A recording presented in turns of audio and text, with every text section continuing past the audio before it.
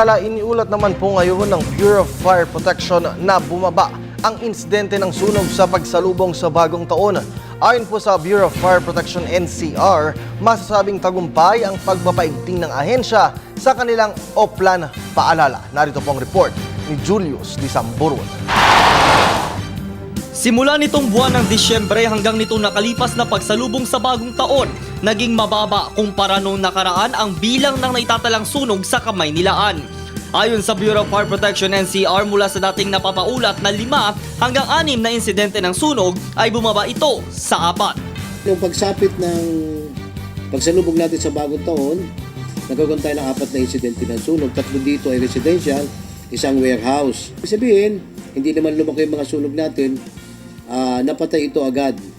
And then nung last year naman, sa ganito rin panahon ay 6 na insidente ang naging sunog natin last year. So kukunti din. Bumaba pa rin. Yung sa pagpapalit ng taon yun. Sa kanilang talapang, karaniwang marami ang nagaganap sa mga lungsod ng Quezon at Maynila. Noong una, maraming insidente ng sunog pag hindi naman kasi Manila yan, Quezon City. May okasyon ang number of personnel ng ating Bureau of Fire Protection ay kumbaga yun din ang ginagamit natin. Kaya lang, sabi nga yung heightened alert, kumbaga mas nakahanda sila, and more on tayo dito, public information, para mabigyan natin ng kaalaman yung ating mga mamamayan sa kahalagahan ng pag-iingat sa sunog.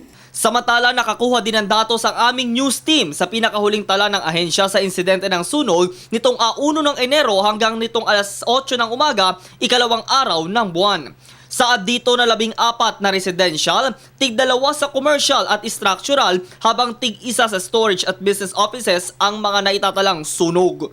Ani pa Fire Superintendent Baruelo na sapat ang gamit ng ahensya at hindi sila nagkulang sa pagpapaalala sa publiko. Lalo't nitong holiday season, mas pinaigting nila ang Oplan paalala. Equipment naman natin yan, yun naman ang dati natin ginagamit ng Bureau of Fire.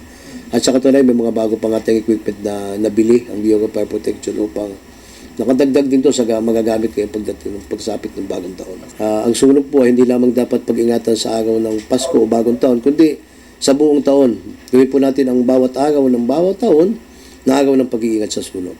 Sa kabila na bilang o datos ng Bureau of Fire Protection, patuloy po nilang ipinapaalala sa publiko na mag-ingat po tayo laban sa mga mapinsalang sunog.